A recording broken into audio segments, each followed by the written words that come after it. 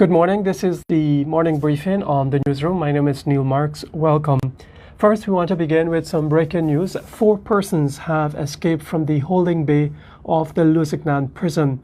You would recall that the holding bay is an area just outside of the prison. It was created after the Camp Street prison was destroyed by fire, and so some of the prisoners were taken there in a facility set up, and it's called the holding bay. So 4 persons escaped from that facility.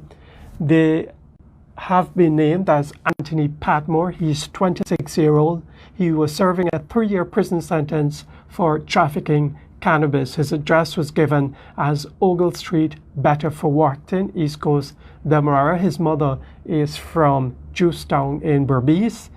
The second person is Kenral Perez. He's 26-year-old. He was put in prison in January last on a murder charge. His address was given as Mabaruma in the Northwest District. The other person is Cesnarine Bisnot, 24 years old. He was put in prison on a charge for armed robbery. His address was given as Lot 22 Chushen Housing Scheme, East Bank, Essequibo. And the fourth person is 32-year-old Ganesh Narain. He was in prison on a charge of murder as well. His address was given as Facade, Parika, East Bank, Essequibo. And so all those 4 men escaped from the holding bay of the Lusignan prison. Now, on to elections 2020, the Guyana Elections Commission, Gecom, is expected to meet at 9:30 this morning. The exact agenda is unknown at this time. The chair of the Elections Commission, Justice Claudette Singh, had written the Prime Minister, who's the chairman of the National COVID-19 Task Force, asking him some specific questions that would affect the recount process.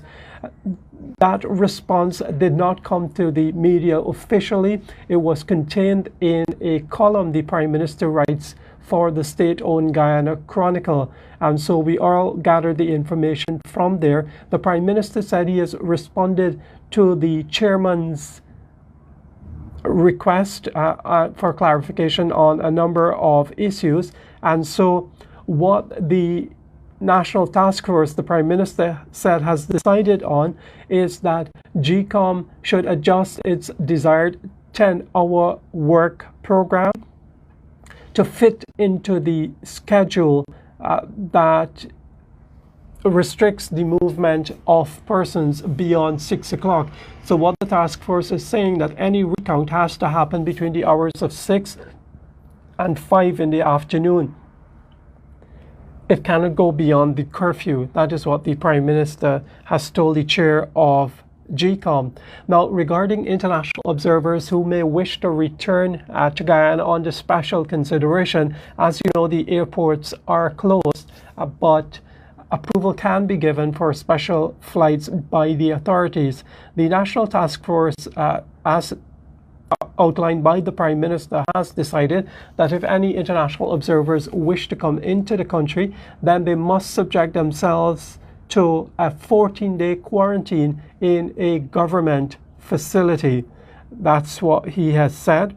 Then also, the Prime Minister has said that the National Task Force desires to have 4 experts of the Public Health Emergency Operations Center inspect the Artichon Conference Center to assess whether distancing arrangements conform to the guidelines set out in the order that was published by the government restricting the movement of persons.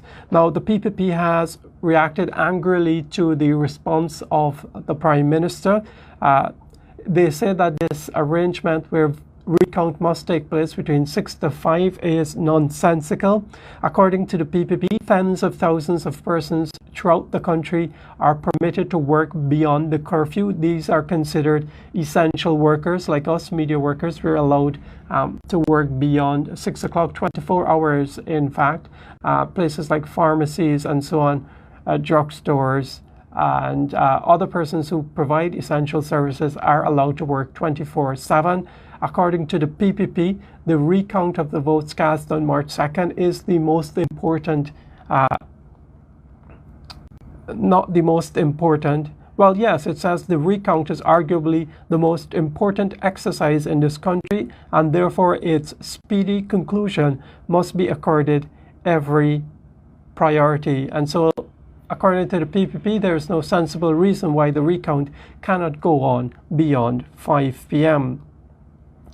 Now, on to COVID-19. As of Sunday, there were two new confirmed cases of COVID-19. That takes the number to 65. Those 65 cases, including the 7 persons who have died.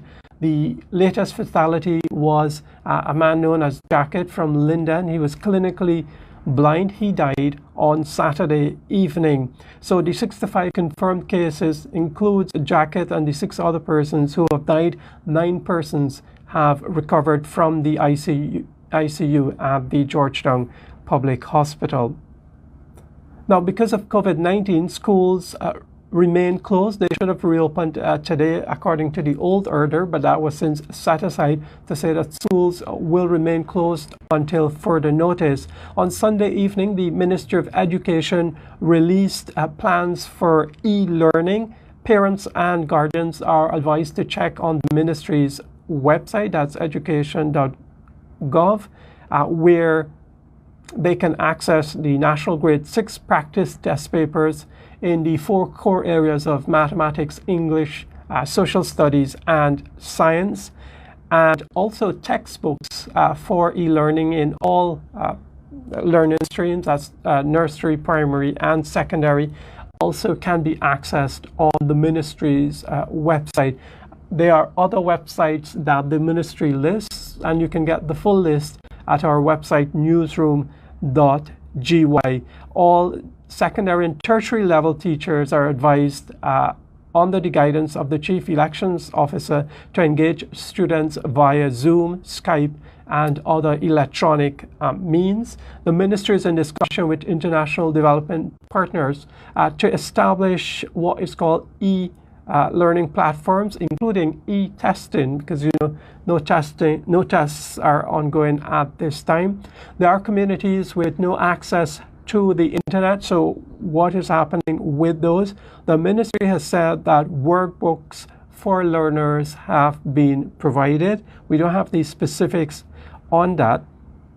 And the ministry said it is in the process of distributing learning materials for special need learners, primarily at the nursery and primary levels.